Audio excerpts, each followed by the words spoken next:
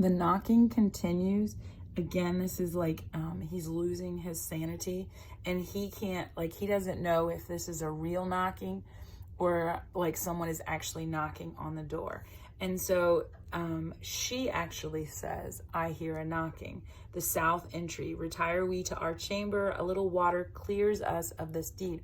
Remember, he says there's not enough water in the oceans to clear me of this deed. And she's like, oh, I just need a little water. And then we're done. Because remember, she didn't do anything. She might have drugged the guys and she might have wiped the blood all over them, but she didn't kill anybody.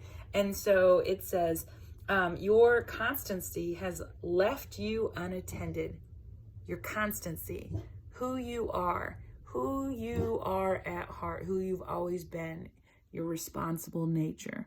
Everything about you, it says, hath left you unattended. It's gone. Everything's gone. You are no longer you. And then there's another knocking. And she's like, go get your nightgown, lest it be the watchers.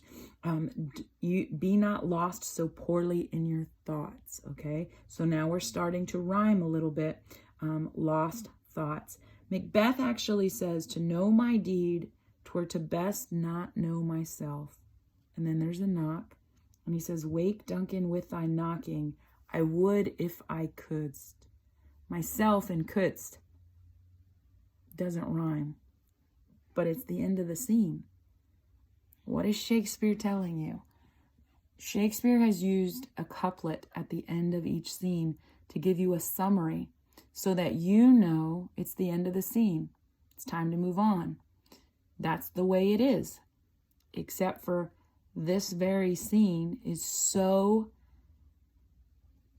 flip-flopped, is so far from what things should be that Shakespeare even throws out his own rules.